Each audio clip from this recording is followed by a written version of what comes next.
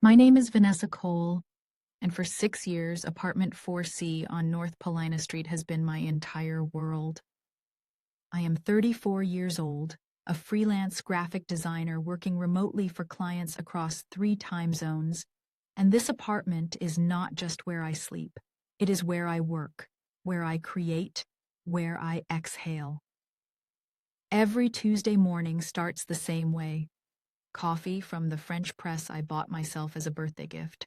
Legs crossed on the couch, phone in hand, catching up on design blogs and client emails before Chicago fully wakes up. The rent was stabilized under a pre-2019 lease agreement I had renewed 4 times without issue. $940 a month for a 2-bedroom in Wicker Park. I knew what that was worth. I never took a single day of it for granted. People underestimate what 6 years does to a space. I had repainted the accent wall myself with landlord permission in writing, hung a gallery wall of prints I collected from artists I actually knew, and lined the south-facing windowsill with 6 potted plants that I had kept alive through 3 Chicago winters, which I considered a genuine personal achievement. The exposed brick in the living room was original to the building, circa 1924. The layout was perfect for remote work. I had converted the 2nd bedroom into a dedicated design studio with a standing desk and dual monitors. My neighbor on the left, Mrs. Okafor, brought me jollof rice on holidays. The guy across the hall, Danny, fed my plants when I traveled. This was not just a rental unit. It was a community I had built, slowly and intentionally, over 6 years. Gerald Pruitt had owned units 2, 4, 6, and 8 on my floor for at least a decade before I arrived. He was the kind of landlord who smiled with his whole face but never quite with his eyes. 58 years old, retired from general contracting, he carried himself with the low-grade confidence of a man who had spent his career knowing the cost of everything. He wore the same uniform every time I saw him, navy button-down tucked into khakis, reading glasses parked on his forehead, like he might need them at any moment to review a contract or inspect a problem that was somehow your fault. He was not cruel. He was transactional. Every interaction had an angle, a calculation running quietly behind the pleasantries. I had learned to read that in him early on, and I had always kept my documentation tight because of it. About 6 months before everything unraveled, Gerald stopped by unannounced on a Saturday morning. That alone was a flag. He almost never came upstairs without a maintenance pretext. He stood in my doorway with that wide, settled smile and said something I filed away without fully processing at the time. He mentioned that the neighborhood had changed considerably, that Wicker Park short-term rental demand was extraordinary, and that certain arrangements could be mutually beneficial for both of us. He used the phrase mutually beneficial twice. I told him I was happy with my current lease.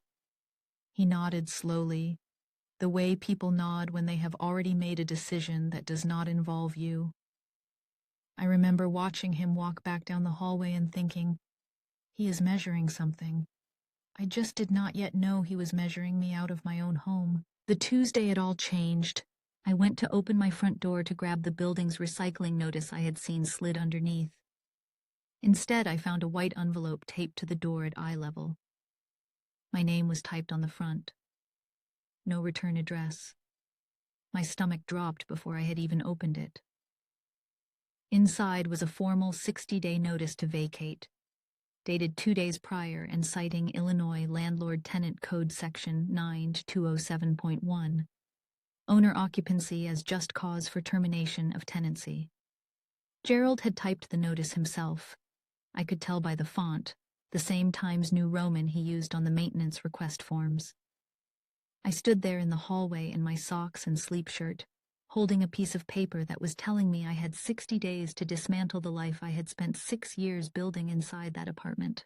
I sat at my kitchen table and read that notice 4 times, word by word. Chicago's residential landlord and tenant ordinance has specific and stringent requirements for owner occupancy evictions. The owner or a qualifying family member must actually take residence in the unit and occupy it as a primary residence for a minimum of 12 consecutive months. The landlord is required to provide a signed declaration of intent and, in many cases, a relocation assistance payment equivalent to 2 months' rent to the displaced tenant. I knew this because I had looked it up 3 years earlier when a friend of mine had gone through something similar in Logan Square. I noticed immediately that Gerald's notice contained the boilerplate declaration but lacked the required relocation assistance calculation. Either he was sloppy, or he assumed I would not know to look. I called Marcus within the hour. Marcus Webb had been my closest friend since college and had spent the last 8 years as a paralegal at a tenant rights firm in the South Loop. He picked up on the second ring. I read him the notice line by line while pacing my living room. He was quiet for a moment and then said what I needed to hear. This is a real legal mechanism, but it is also one of the most abused tools in a landlord's arsenal in this city. He told me that documentation was everything. He said I needed to begin a contemporaneous record of every interaction with Gerald, preserve every piece of paper, and start looking for inconsistencies in his story. His exact words were, "If he is lying about why he wants that unit, the evidence will exist somewhere. You just have to find it first." I confronted Gerald the next morning in the building lobby. I kept my voice measured and my posture open. I did not want him to know how hard I was watching him.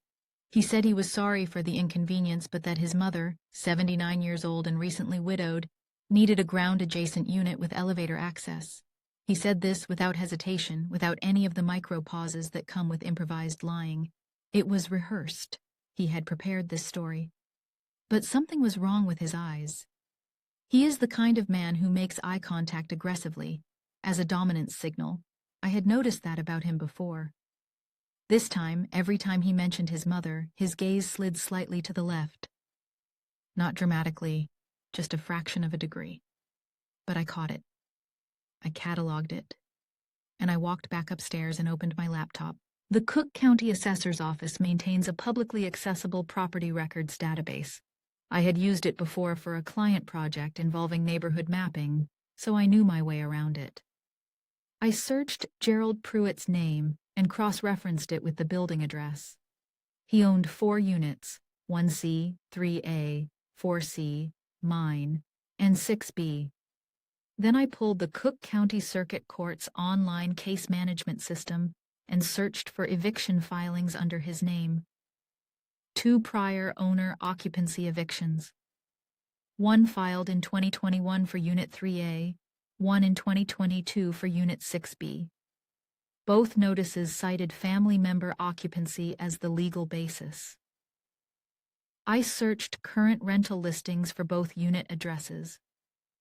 Both were listed on Zillow as available for rent at market rate, with no mention of family occupation. He had done this before. Twice. And nobody had stopped him. I almost missed it. I was searching my own address in Google, partly out of paranoia, partly to see if my apartment was visible on Street View, when a result appeared below the map listing that stopped me cold. It was an Airbnb link. The preview thumbnail showed a living room with exposed brick and a south-facing window with a green potted plant on the sill. I clicked it with a hand that had gone completely still. The listing was titled, "Charming Wicker Park Retreat, Designer Touches Throughout." The photos loaded one by one. My bookshelves, my kitchen tile backsplash, the amber lamp I bought from an estate sale in Andersonville. The listing had 37 photos. Every single one was taken from inside my apartment. He had photographed my home without my knowledge or consent, and the availability start date was 61 days from today. I walked through every room, holding my phone screen out in front of me like a mirror. Living room. The listing showed the brick wall, the open shelving unit, the exact position of the couch. My couch. I had bought it secondhand and reupholstered the cushions myself in a deep teal fabric. It was in the listing. Kitchen. the subway tile backsplash I had asked Gerald to install as a lease renewal incentive 4 years ago. Bedroom, the exposed ceiling beam I had complained about, and then grown to love. My plant, my lamp, my life, commodified and photographed and listed at $220 a night, targeting weekend tourists and conference travelers. He had come into my apartment. I could not identify when. Maintenance visits were logged, and the last one was 8 months ago. He had come in without notice, without consent, and without authorization. I sat on my bed for a long time after that. I will not pretend there was no panic. There was. For about 4 minutes, I sat with my heart pounding and my jaw tight, doing the math on what 60 days meant for my lease, my studio, my work, my entire life infrastructure. And then something shifted. I have described this to people since and struggled to explain it precisely. The panic did not disappear. It reorganized. It compressed itself into something colder and more useful, a kind of operational clarity. I had worked in design long enough to know that the best solutions to complex problems are almost always systemic rather than reactive. Gerald had made a serious mistake. He had moved too fast, documented too little, and underestimated the person he was trying to displace. I picked up my pen and opened a fresh notebook page. Chicago's short-term rental ordinance was amended in 2016 under the city's shared housing ordinance, which brought platforms like Airbnb under municipal regulatory authority. Any dwelling unit listed for short-term rental, defined as occupancy of fewer than 30 consecutive days, must be registered with the City of Chicago's Department of Business Affairs and Consumer Protection and issued a short-term residential rental license. The application requires proof of ownership, a certificate of insurance, compliance with the Chicago Building Code, and a $25 per unit annual registration fee. Hosts who operate without a license are subject to fines of up to $1,500 per day of violation. I found all of this within 40 minutes of searching the city's municipal code database, the Chicago Municipal Code, Chapter 414. Gerald had listed my unit at $220 per night. The fine alone could bury that margin in under a week. The City of Chicago maintains a publicly searchable business license lookup tool through its data portal at data.cityofchicago.org. I navigated to the business license dataset, filtered by license type, short-term residential rental, and entered the building address. No results. I expanded the search to Gerald Pruitt as the applicant name. No results. I searched all 4 unit numbers individually. No results. I refreshed the page and searched again because I needed to be absolutely certain before I built anything on this finding. Still nothing.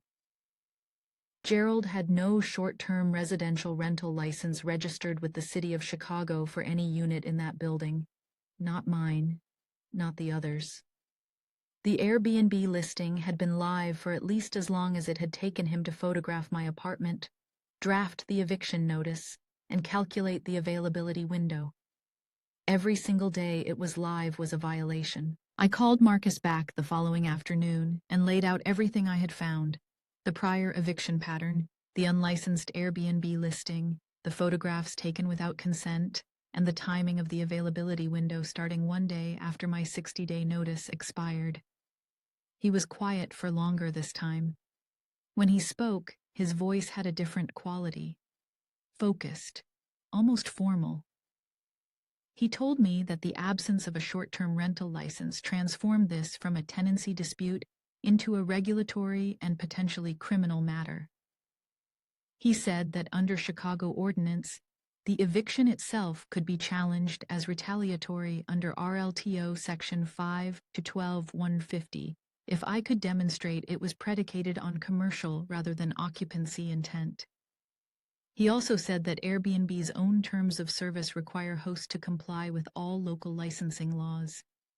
I wrote down every word, and then I started making the list. I ordered a green tea at the coffee shop 2 blocks from my building because I did not want to plan this inside the apartment he had already photographed without my knowledge. I opened my spiral notebook and wrote 3 headings at the top of a fresh page. Stage 1, Evidence Preservation. Stage 2, Booking Blockade. Stage 3, Simultaneous Reporting. The logic was clean. If I reported the listing first, Gerald could pull it down and deny everything. If I confronted him first, he would lawyer up and move slowly.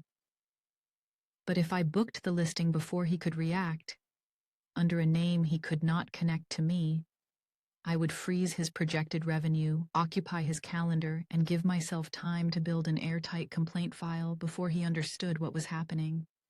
I would use his own platform against him. I would make him complicit in his own exposure. I wrote the word patience at the bottom of the page and underlined it twice. Documentation is the only currency that matters in a legal dispute, and I treated it like a job. I opened the Airbnb listing on my laptop and began screenshotting systematically. The listing title, the description, the host profile, the amenity list, which I noted included my Nespresso machine and my cast iron skillet, the pricing breakdown showing $220 per night plus a $60 cleaning fee, the availability calendar, and the location pin which mapped precisely to my building.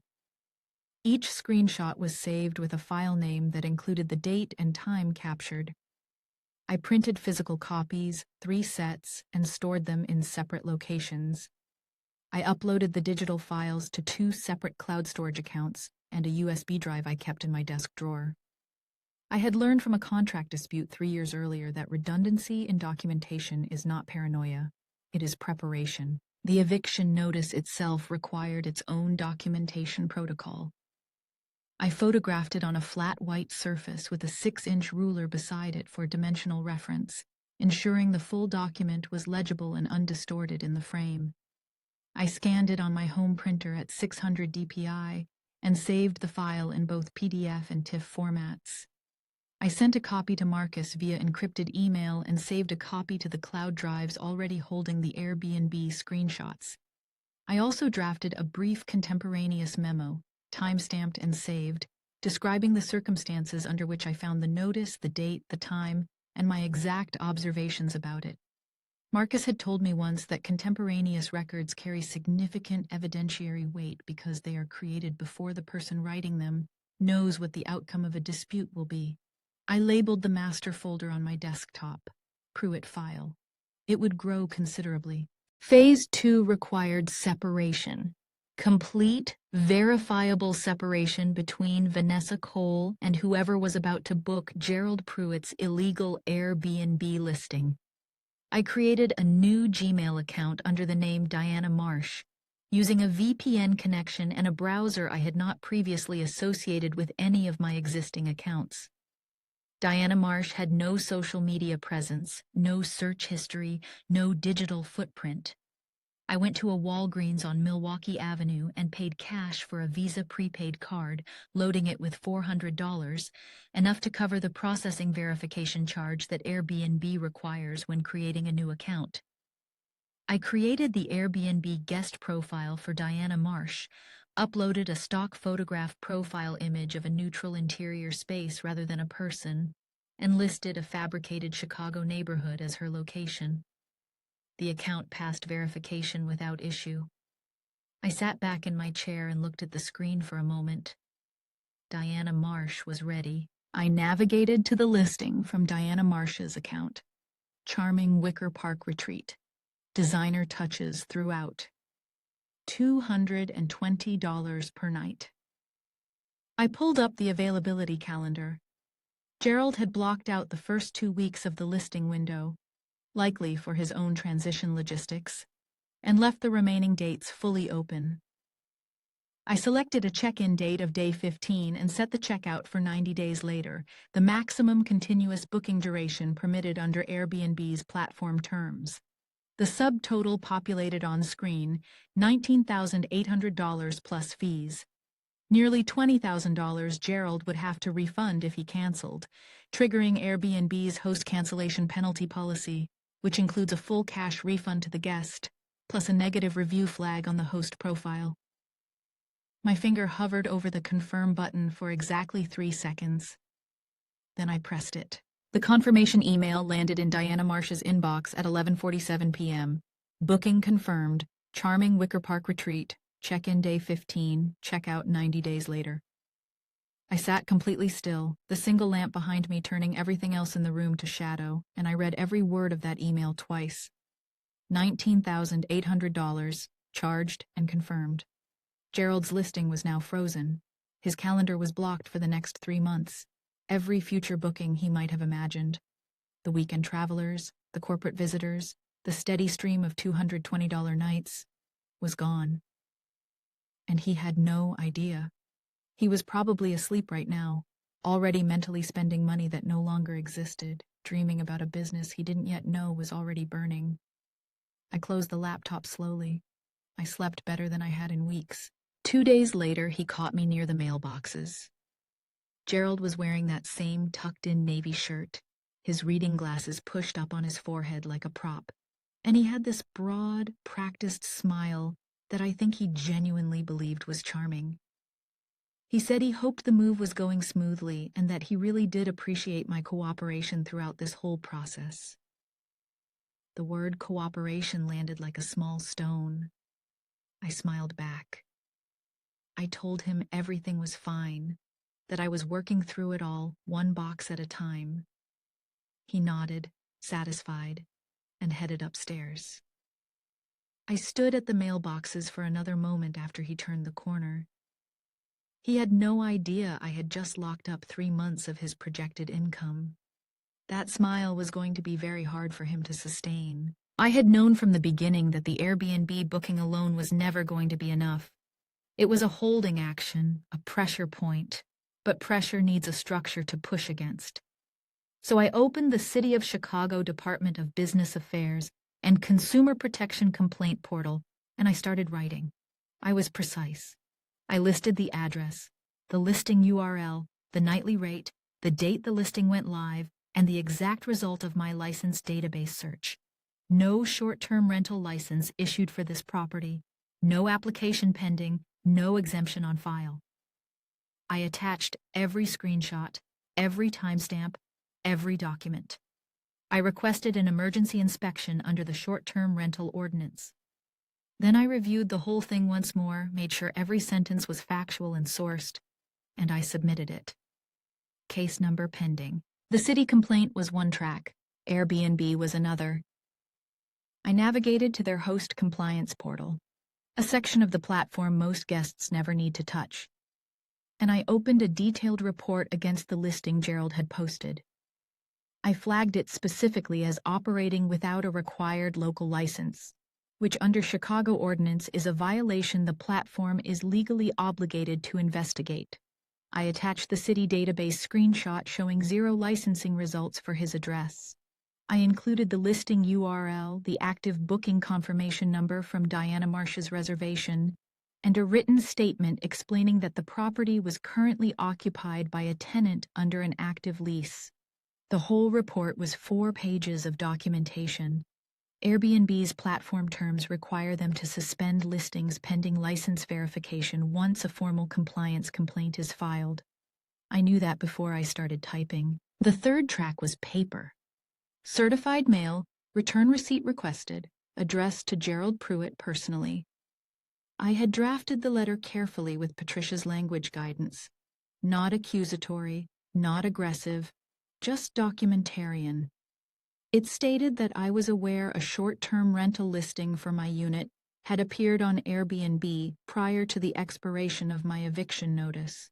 It stated that I had searched the city's short-term rental license database and found no license on record for the property.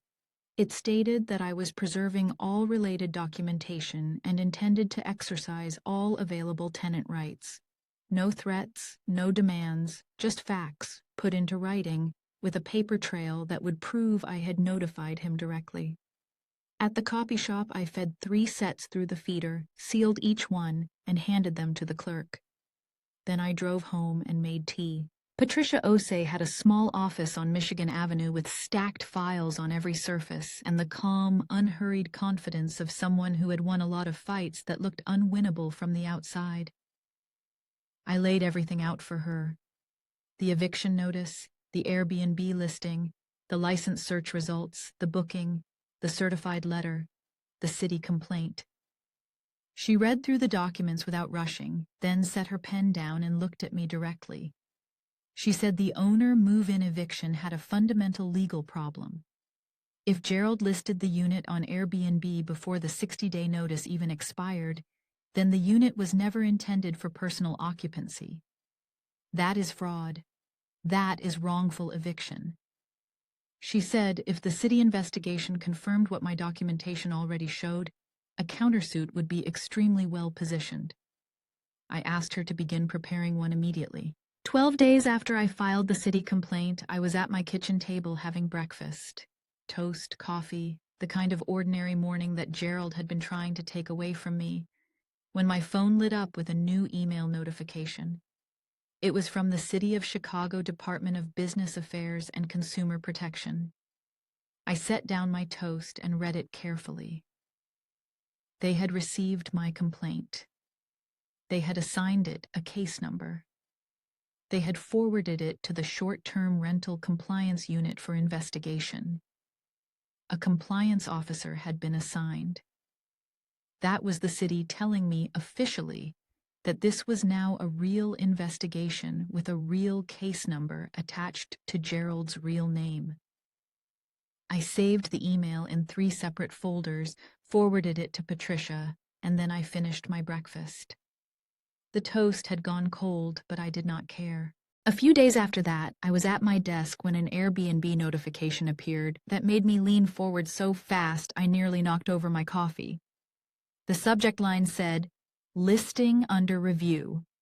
Temporary suspension active." I opened it with both hands on the keyboard like I needed to hold something steady. Airbnb had flagged the charming Wicker Park retreat listing and suspended it pending license verification. Gerald could not accept new bookings. He could not modify his current calendar. And the Diana Marsh reservation, all 90 days of it, nearly $20,000, remained active and locked. Suspended hosts cannot cancel existing confirmed bookings without triggering the full penalty policy. I sat back slowly and pressed one hand to my mouth.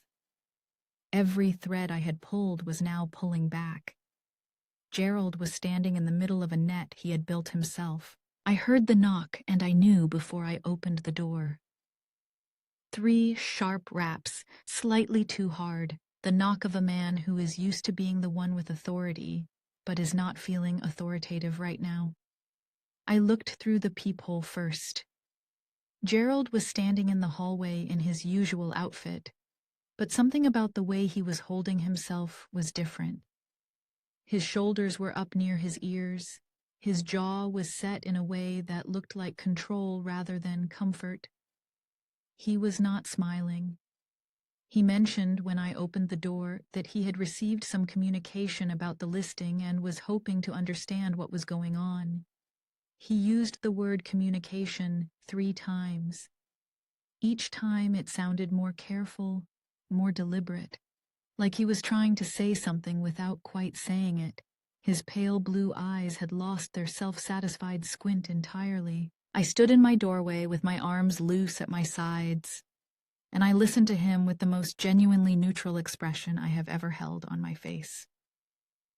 He said there seemed to be some kind of complaint filed, some issue with a booking platform, and he wanted to know if I had any information that might help him understand the situation.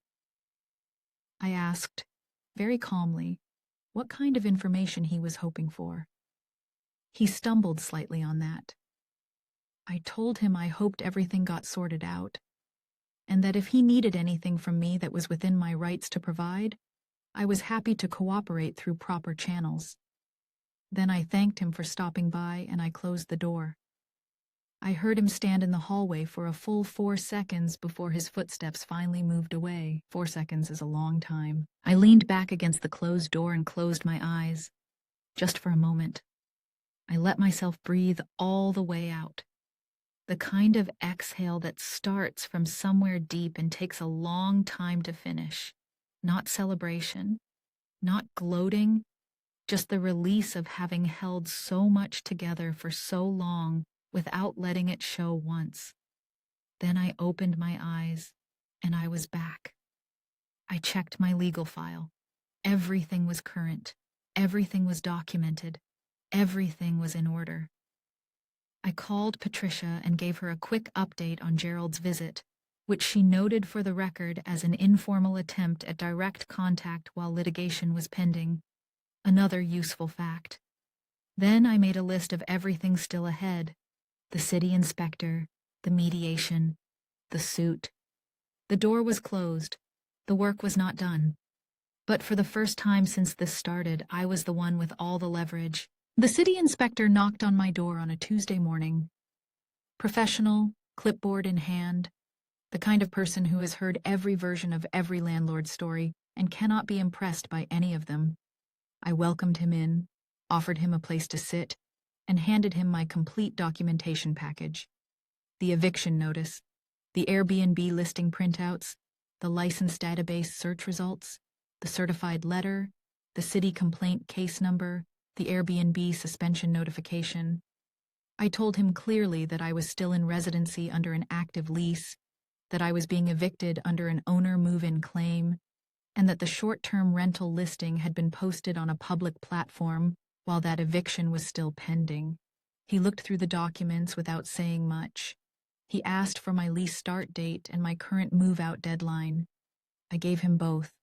He wrote for a long time. I thought about Gerald during those weeks more than I wanted to. I imagined him sitting somewhere, maybe in his car outside the building, hands on the wheel, staring at nothing, trying to understand how something that had seemed so simple had become so complicated so fast. He had thought this was a transaction. Tenant in, tenant out, cash in. He had thought the 60-day notice was the end of the conversation. He had no idea I had spent 30 days building a case around every single move he made. His listing was suspended. His projected income was frozen. A city investigation was open with his name on it. And somewhere out there was a 90-day reservation under a name he didn't recognize, costing him nearly $20,000 in locked calendar time. I didn't feel sorry for him. I felt like someone had finally told him the rules applied to him too. The formal finding arrived on city letterhead in a standard white envelope, and I held it with both hands at my kitchen table and read it word by word. Gerald Pruitt had been found in violation of the Chicago short-term rental ordinance for operating an unlicensed short-term rental unit. The city had calculated the duration of the listing's active period on Airbnb and assessed fines totaling over $45,000, structured as a per-day violation fine for every day the unlicensed listing remained posted. A cease and desist order had been issued prohibiting any short-term rental activity at the property without a valid license. The letter was 2 pages. I read both pages twice. Then I photographed them, sent them to Patricia, saved copies in every folder I had, and sat very still for a moment.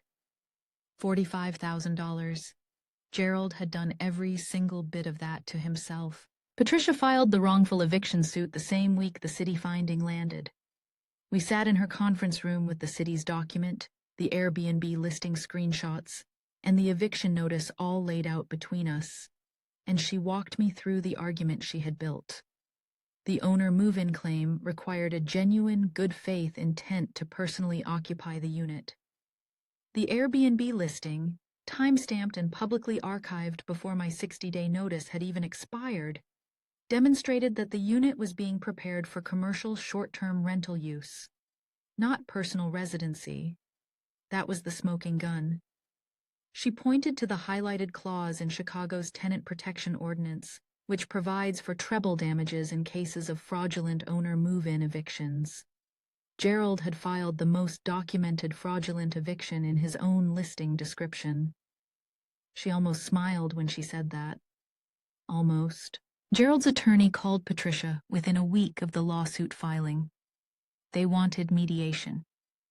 I sat across from Gerald at a table in a neutral office, and I saw, for the first time, a man who genuinely understood what kind of trouble he was in. The wide, self-satisfied jaw was the same, but the squint was gone entirely. His shoulders were down. He kept his eyes on the table more than he kept them on me. His attorney did most of the talking. Mine did too.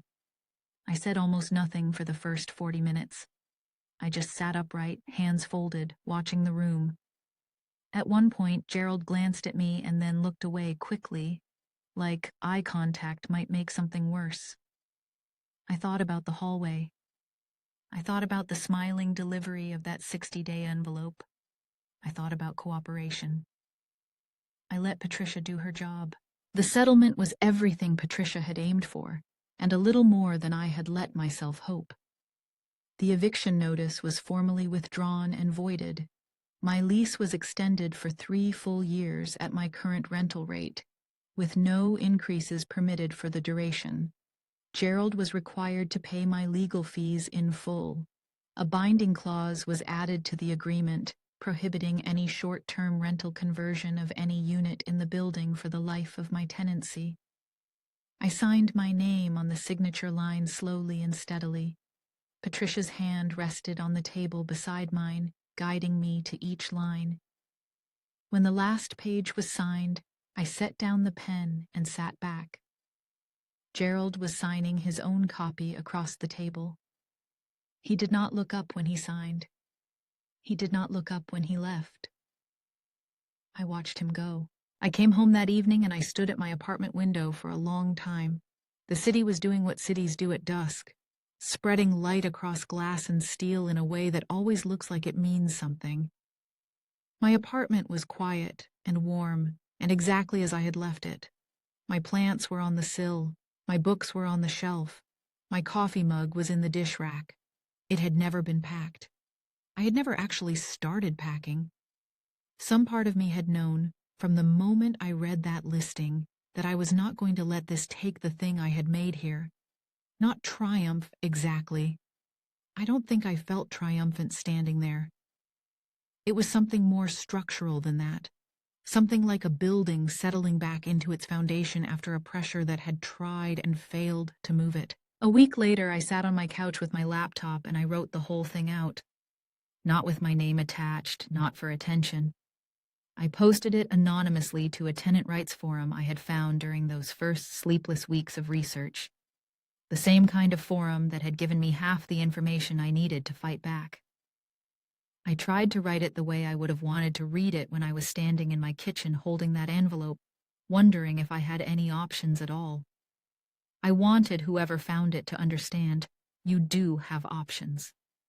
The systems that are supposed to protect you actually work if you learn them precisely and use them without flinching. I described every step, every database search, every filing, every document. Someone out there is standing at their door right now, holding the same letter I was holding. I wrote this for them. This morning I made coffee in my kitchen while the sun came through the curtains the way it does on good mornings in this apartment, wide and unhurried, filling the whole room. The plants on the sill were fine. Everything was exactly as it was. I have thought a lot about what this whole thing actually taught me, and what it comes down to is this. The systems that exist to protect tenants are real, but they are passive. They do not come looking for you. They do not show up at your door the way Gerald did, smiling and confident and holding your security in an envelope. You have to find them yourself. You have to learn them until they are yours. You have to refuse, very calmly and very firmly, to be quietly moved along. I learned that. I used it. I am still here. I never left. Like, subscribe, and comment your verdict below for more betrayal stories.